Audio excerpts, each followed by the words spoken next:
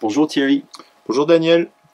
Comment les gens peuvent arriver à de penser ou de faire de suicide?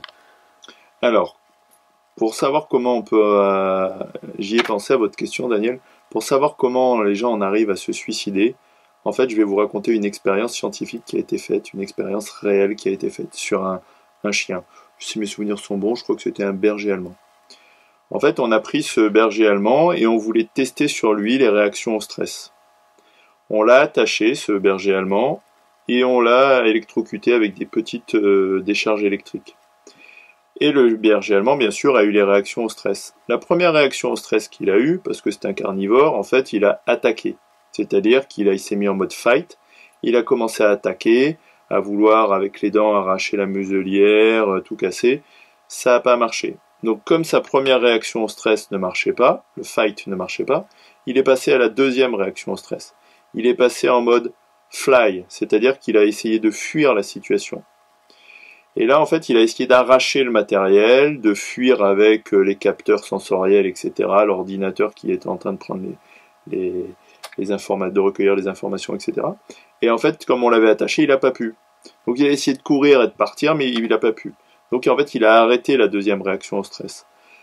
L'attaque ne marchait pas. La fuite ne marchait pas. Et donc en fait, il est passé dans la troisième réaction au stress. Il est passé en mode freeze. En fait, là, il s'est assis, il s'est allongé plutôt, et il a fait le mort. C'est-à-dire qu'en fait, freeze, on s'immobilise, on ne pense à rien, on ne fait rien, et on laisse passer. Et puis il a laissé passer le temps, puisque c'est du freezing, et on l'a électrocuté. Et en fait, ce qui s'est passé, c'est qu'au bout d'un moment, les scientifiques ont commencé à dire « Merde, mais il bouge plus le chien, il réagit plus, qu'est-ce qui se passe ?» Et là, ils ont voulu voir s'il allait réagir, en fait. Ils l'ont détaché, ils lui ont ouvert la porte, ils lui ont amené des friandises en lui disant « Allez, lève-toi, etc. » Et en fait, ils se sont aperçus que le chien ne réagissait pas. On a poussé les études là-dessus et on s'est aperçu de quoi? On s'est aperçu qu'avec le stress, en fait, quand il y a trop d'inhibition, en fait, la personne, elle se ferme.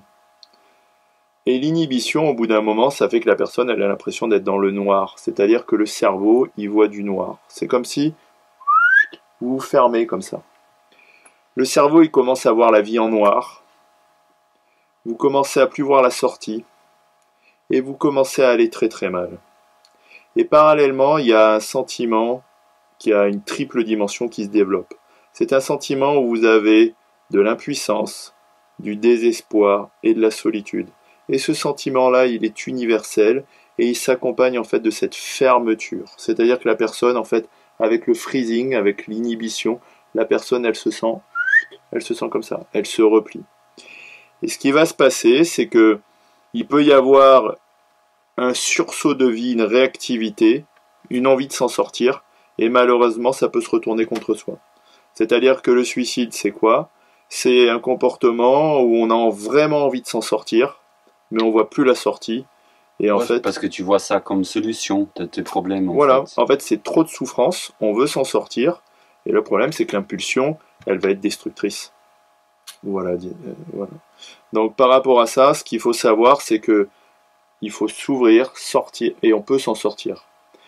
Et là, j'ai envie de vous dire par rapport à ça, Daniel, que le plus important, c'est de se souvenir qu'on n'est pas des bergers allemands. Et que le berger allemand, il avait oublié un truc.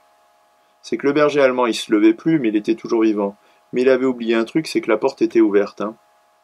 Lui, il se rendait pas compte que la porte était ouverte parce qu'en fait, il a pas un cortex aussi développé que nous. Mais nous, consciemment, on peut garder en mémoire que la roue, elle tourne dans la vie. Et que les choses, elles changent dans la vie. Les saisons changent, la roue elle tourne, et en fait il y a forcément ça va tourner, ça va changer. Ça vous pouvez compter là-dessus, la vie est faite sur le changement, et la vie va faire que ça tourne et que ça change. Donc quand ça va vraiment pas, ouvrez, sortez, allez chercher des ressources à l'extérieur, et surtout comme je l'ai dit, allez voir un médecin, parce que si le cerveau il est déprimé à ce point-là, ça veut dire que vous avez certaines zones qui sont complètement atrophiées, et donc là il faut utiliser les médicaments du médecin pour donner des vitamines, et restimuler, booster le cerveau pour que ça reparte. Voilà, donc là, il ne faut pas oublier les vitamines du médecin, les médicaments qui permettent de booster les neurotransmetteurs. Voilà, Daniel. Merci beaucoup, Thierry.